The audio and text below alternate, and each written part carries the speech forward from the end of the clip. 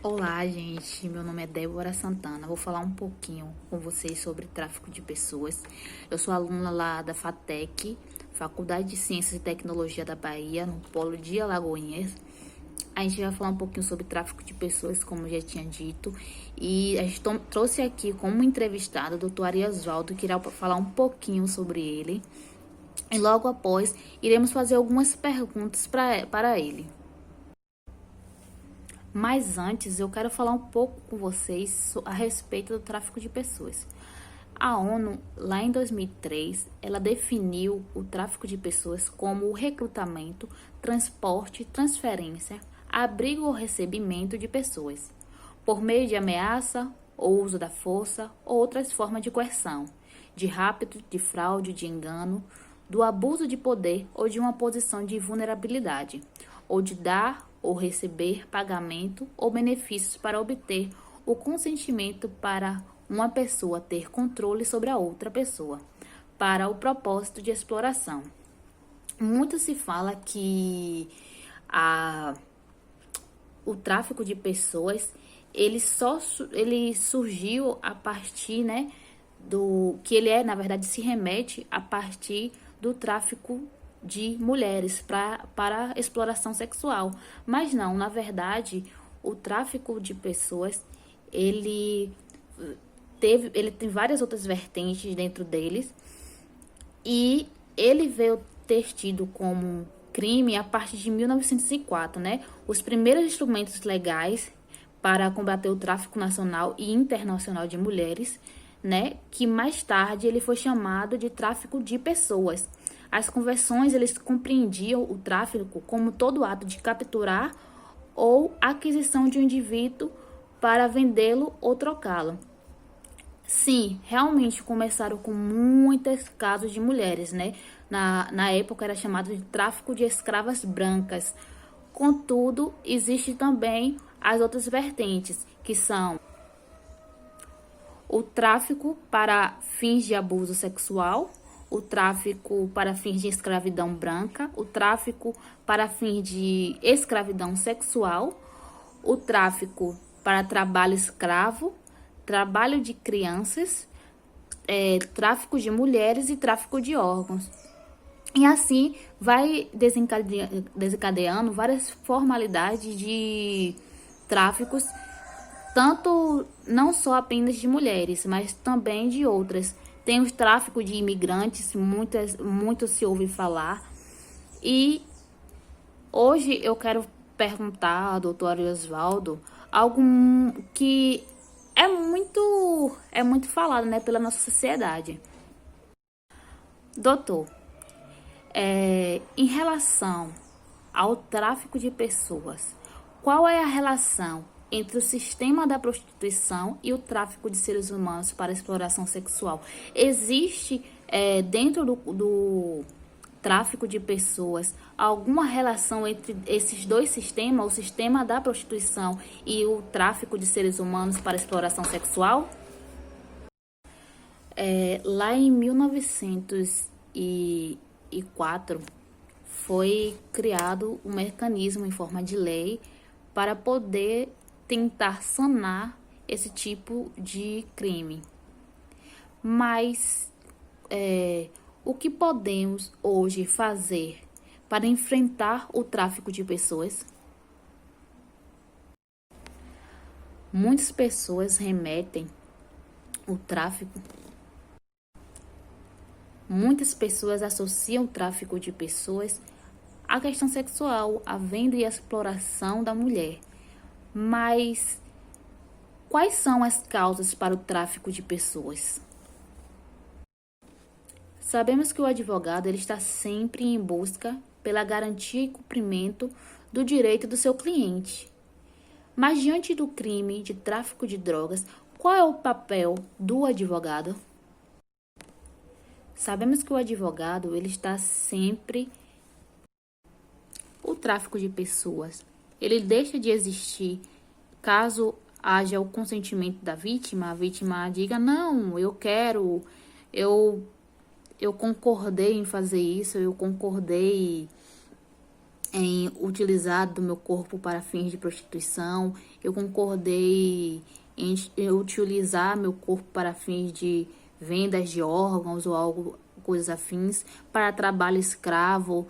É, Dentro desse contexto, inexiste o tráfico de pessoas se houver o consentimento da vítima? Olá, Débora, tudo bem? Débora, você me fez algumas indagações sobre o tráfico de pessoas para fins de exploração sexual. Vamos à primeira pergunta. Você gostaria de saber qual é a relação da prostituição com o tráfico de pessoas para fins de exploração sexual? Bem, vejamos. A prostituição de per si não é um crime, Débora. Né? É preciso que agreguemos alguns outros requisitos para que fique configurado o crime. E o crime, em tese, seria de favorecimento à prostituição, né? Induzir, atrair alguém à prática de prostituição. Quanto ao tráfico de pessoas, ela vai mais além, né? O tráfico de pessoas, e de acordo com o protocolo de Palermo, e que eu gostaria que você desse uma olhada nesse protocolo, é muito interessante, né? Porque ele é mais aberto, pois vamos tratar, por exemplo, do aliciamento das mulheres ou das pessoas, do recrutamento, do transporte, da transferência, alojamento e acolhimento de pessoas, né, para o fim de exploração sexual. Isso ocorre, por vezes, através de ameaças, através da força. Nós temos hoje duas figuras no Código Penal. No passado, quando eu investigava essa modalidade criminosa, nós tínhamos apenas o artigo 231 do Código Penal, né? E tratava, à época, do tráfico internacional de mulheres. Houve um avanço e o legislador foi feliz na alteração, né? E passou a denominação de tráfico de pessoas para fins de exploração sexual e não tão somente de tráfico de mulheres. Isso para atender uma exigência da sociedade, né, que é a questão de gênero. E é preciso que entenda que existe o tráfico interno e o tráfico internacional, né? O tráfico interno ocorre, obviamente, dentro do território nacional, e no mesmo formato do tráfico internacional, que é o aliciamento, o recrutamento,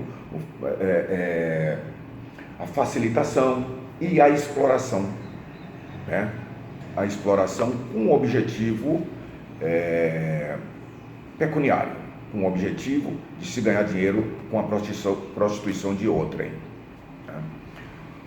O tráfico internacional, ele é um crime que eu diria abjeto, um crime que deveria ser hediondo, um crime degradante, um crime que avilta a dignidade humana.